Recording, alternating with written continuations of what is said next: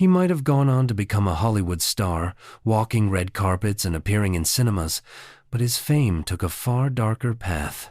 This is the story of Ryan Grantham, an actor known to many for his role in Riverdale.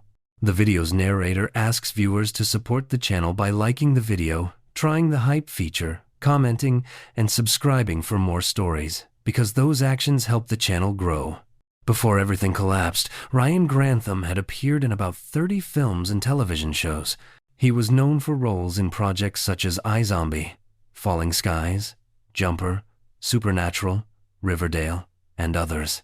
For years, his name was associated with acting, but more recently, it has appeared in the media for a very different reason. Ryan became known as a murderer, a young man who committed a terrible crime because he believed it would somehow let him remain a good son in his mother's eyes. When the pandemic began in the spring of 2020, people everywhere were forced to stay inside their homes and spend most of their time with family. Ryan and his mother, Barbara, remained together in their townhouse, often passing the evenings with board games. Barbara was quietly happy to share so much time with her adult son. In the years before this, Ryan had been struggling.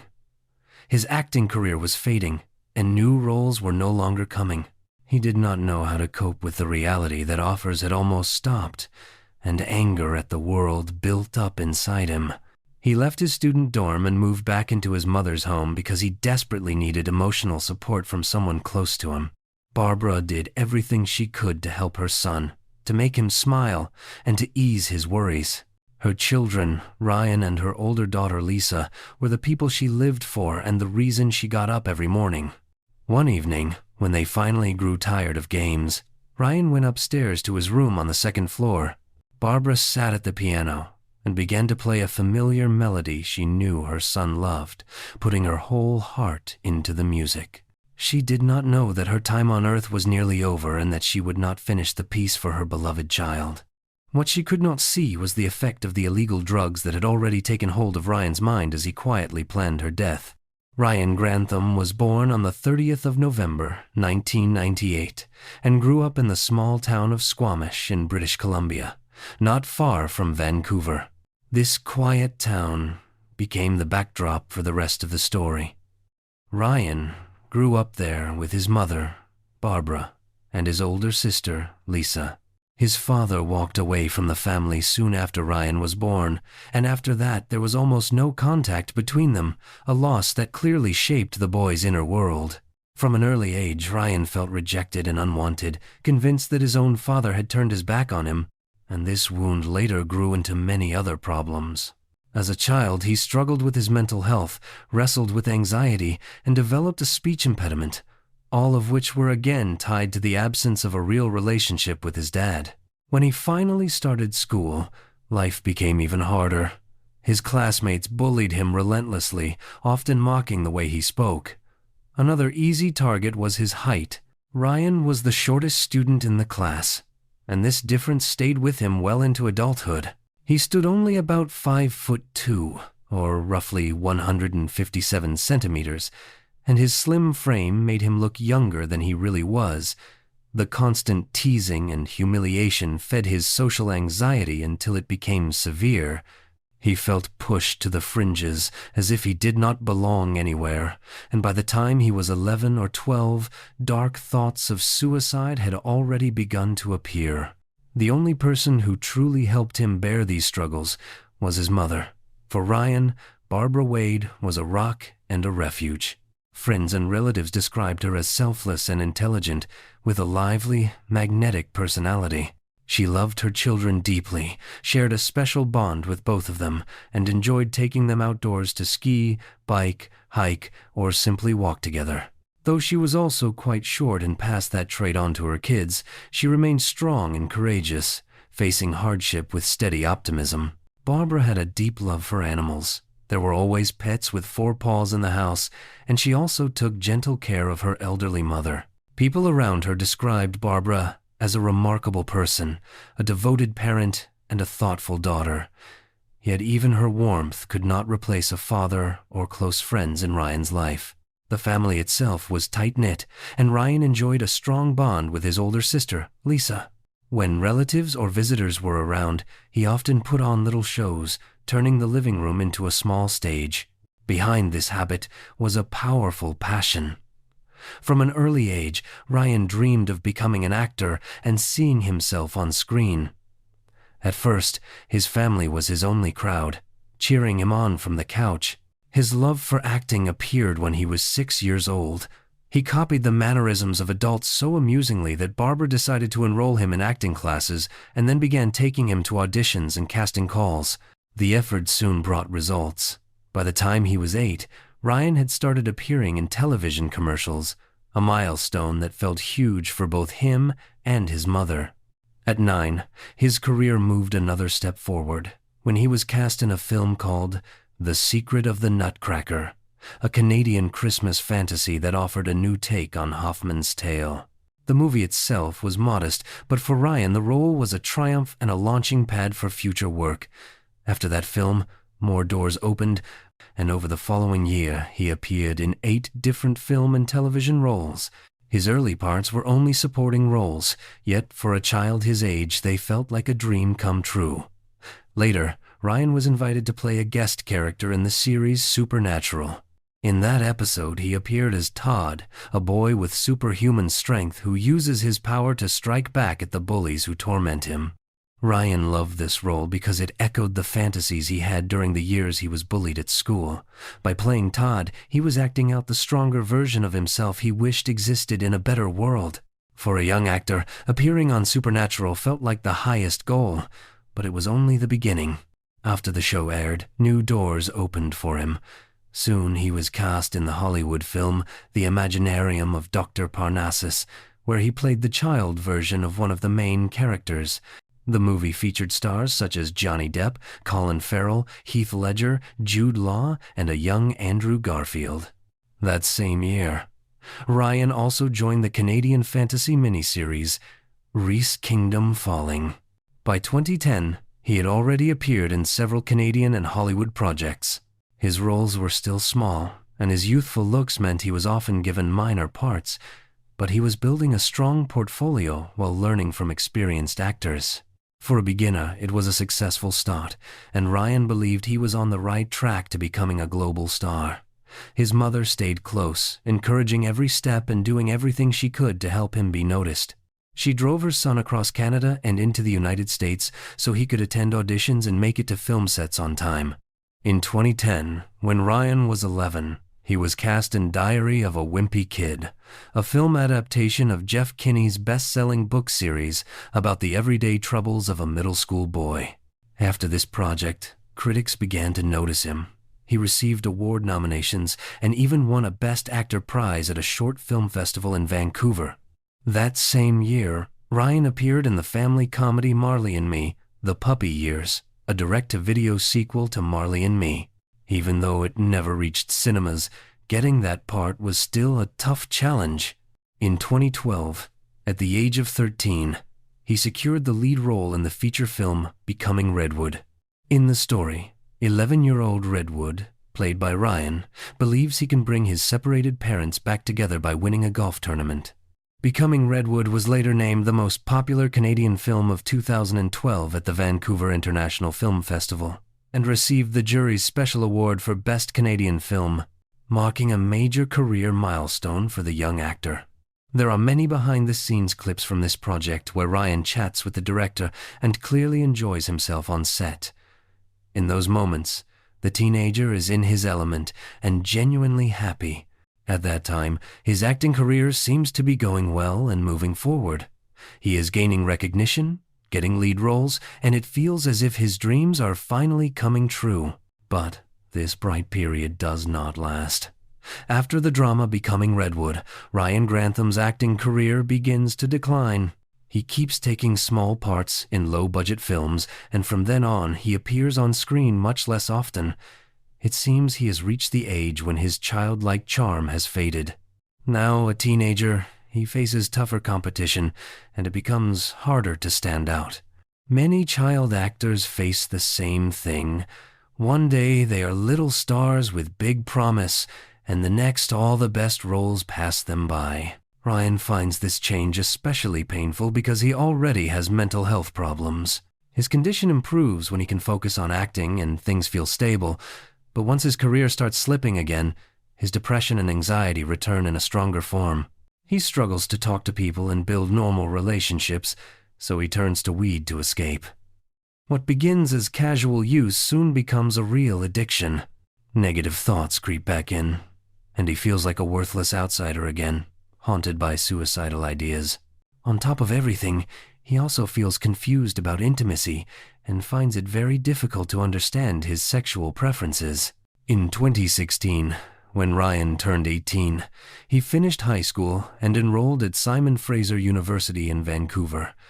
And for a while, it seemed as if life was finally moving in a better direction.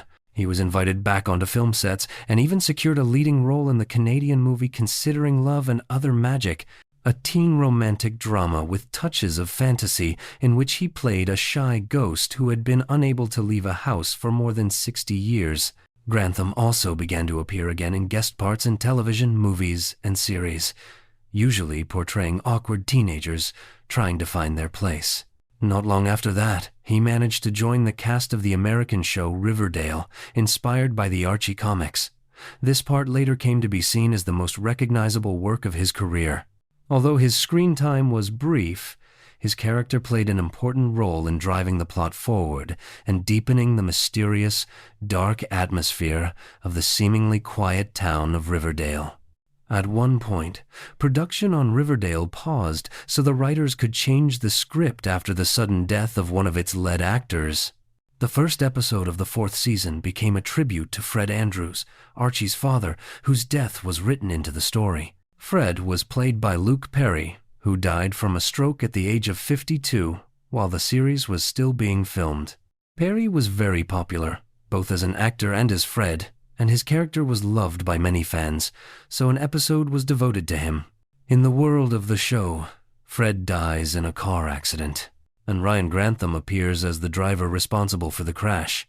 The scene lasts less than a minute, but it is intense and memorable, and Grantham's character is never seen again.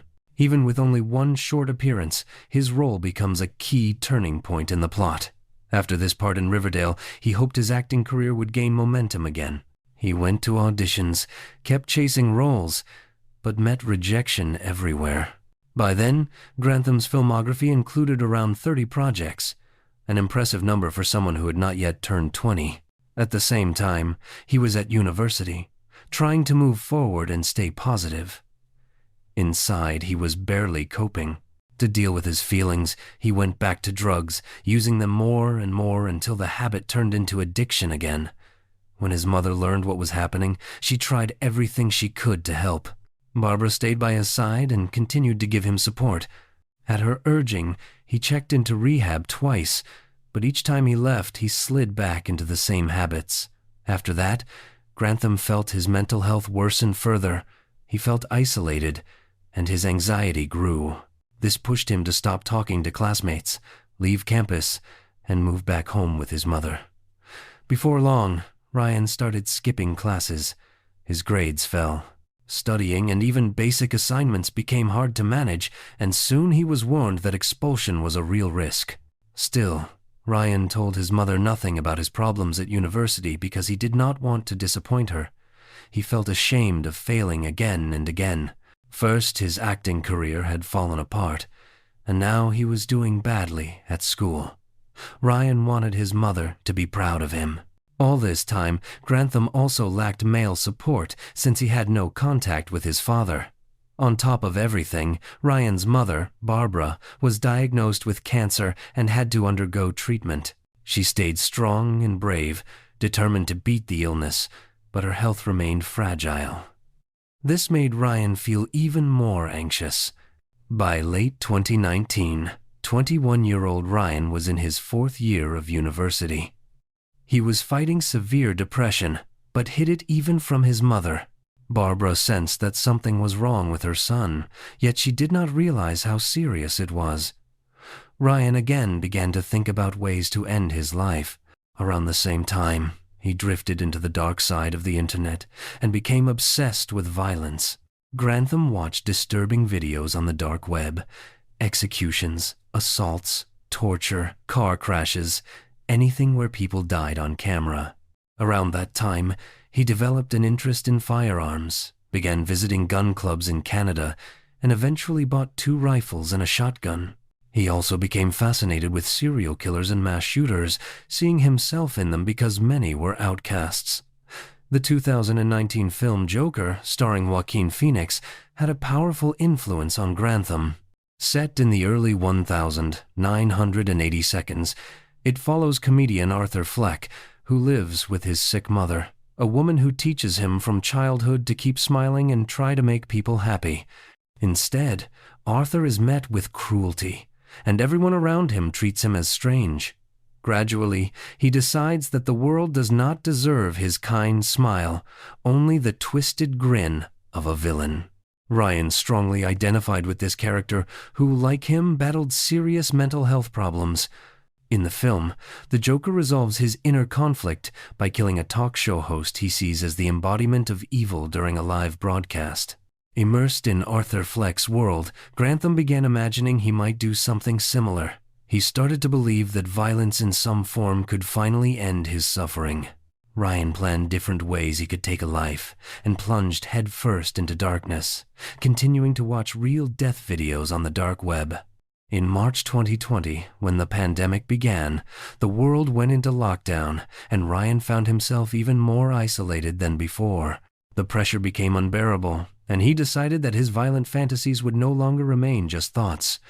He wanted to turn them into reality. His diary started to fill with disturbing notes about committing mass violence, and the young man drew heavy inspiration from the Joker. He imagined the whole world knowing his name, his face on newspaper covers, and people who once ignored him finally speaking about him. Lost in these dark fantasies, Ryan began to plan the murder of Canadian Prime Minister Justin Trudeau, believing such an act would secure his place in history, even if in infamy. He started preparing for the assassination, collecting weapons, learning to make firebombs, and following the Prime Minister's movements. Before attempting anything like that, however, he decided he needed a trial run by taking a life closer to home. That person would be his own mother. It was not that he lacked love for her. Instead, Ryan did not want Barbara to see his final descent or to suffer shame, grief, and horror because her son had become a criminal. Tragically, she was the one person who loved him unconditionally and supported him. Barbara had poured her heart and soul into raising her son, and now he believed he was protecting her from future pain in the worst possible way. He even recorded himself walking around the house with a rifle, rehearsing the murder. Those videos later appeared in court as evidence of premeditation. On the evening of the 31st of March 2020, Ryan and Barbara were alone at home. By then, his older sister Lisa had already moved out. Mother and son spent the evening playing board games, and Barbara believed they were enjoying a quiet night together. At about 6:45 p.m., Ryan suddenly rose from the table, left the living room, and went upstairs to his bedroom to take a .22 caliber rifle and carry out the plan he had been hiding.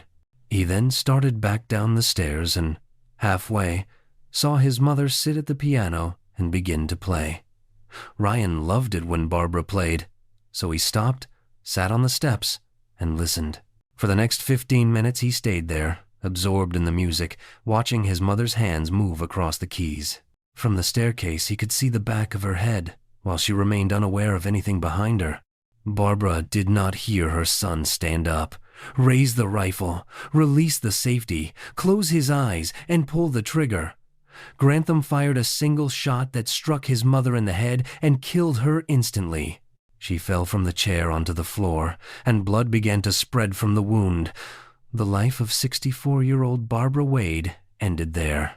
Thankfully, she never saw that her own son was the one who killed her, or that truth might have shattered her. 15 minutes is a long time to reconsider everything and walk away from a murderous plan against the woman who gave you life. Yet Ryan did not. Instead, he picked up his camera and began filming a vlog. Grantham moved through the house, recording details, including Barbara's body on the floor, and calmly describing what he had just done. The filming only fed his desire for notoriety. He wanted the world to remember him. When the footage was later played in court, everyone heard how cold and flat the young actor's voice sounded as he described killing his own mother. Psychologists suggested that this tone might point to a break from reality, that on some level he did not grasp what he had done, though Ryan denied it. The recording ends with him standing before a mirror in his bedroom, saying in a tense voice, "You just shot your mother in the back of the head, and you think you're so cool." Whether this was regret or shock was never clear. Then Grantham moved on to the second stage of his plan. At about 7:15 p.m., he got into his car, drove to a nearby gas station, filled a canister with gasoline, and returned home to assemble several Molotov cocktails. He spent the rest of the evening pouring fuel into glass bottles. During this time, he smoked weed, drank beer, and watched television while his mother's body lay a few feet away. The next morning, Ryan woke up and ate breakfast as if it were any other day. Afterward, he carried out a farewell ritual over his mother's body. He hung rosary beads on the piano so they dangled above Barbara, lit candles, said a few prayers, and finally covered her with a white sheet. "I'm so sorry, Mom. I hate myself," Grantham wrote in his diary that day. He noted that the media talked a lot about him, that he had been in many films and TV shows, yet no one would ever truly understand why he did it. After saying goodbye, he went outside and loaded 2 rifles, a shotgun, several firebombs, and some survival gear into his car. Ryan even made a playlist for the trip, then set off intending to kill Canadian Prime Minister Justin Trudeau with a mass shooting planned afterward. There was one major problem. Trudeau lived in Ottawa, while Grantham was near Vancouver, and reaching the Prime Minister's residence would take about 50 hours of driving. Ryan began the long journey, determined to carry out his plan. But after driving east for 3 hours and covering roughly 125 miles to the town of Hope, he suddenly changed course, turned the car around, and headed back toward Vancouver. It seemed he realized he was not all-powerful, and that killing the Prime Minister would be far harder than murdering his own mother, yet he still had not fully given up. A new plan was taking shape in his mind. Grantham weighed different violent options. First, he imagined driving to Vancouver's Lionsgate Bridge, blocking traffic with his car, throwing Molotov cocktails, and firing at people. Then Ryan considered going to his university campus to stage a mass shooting there and spread fear and panic. Sitting in his parked car near the grounds, he smoked weed and pictured each move he would make. Eventually, something shifted inside him, and he abandoned the idea of mass violence, deciding instead to end his own life. Ryan lifted a handgun to his head, but realized he could not pull the trigger. He restarted the car and drove to the nearest police station to surrender. "I killed my mother," he told the officer at the front desk. While Grantham was confessing, his older sister decided to check on their mother. Lisa, alarmed that her calls and messages had gone unanswered, went to the townhouse, opened the door with her key, and walked into a horrific scene. Barbara's body lay on the floor, covered with a white sheet that she had loved so deeply. Blood was everywhere. Rosary beads hung from the piano, and candle ends still smoldered around the body. It fell to the daughter to discover her mother lying there in that horrific state. Lisa immediately called the police. When detectives arrived, they searched the house and found Ryan's camera with his recorded confession. After the scene in the family home, Lisa struggled with PTSD and could barely cope with the loss of her mother. Because of the trauma, she lost her job as a lawyer. She could not understand how her brother had killed the person who would have sacrificed everything for him. What hurt Lisa most was that Ryan had not even given their mother a chance to defend herself, shooting her while her back was turned at the piano. The once promising actor was arrested and charged with the murder of Barbara Wade, and the trial began.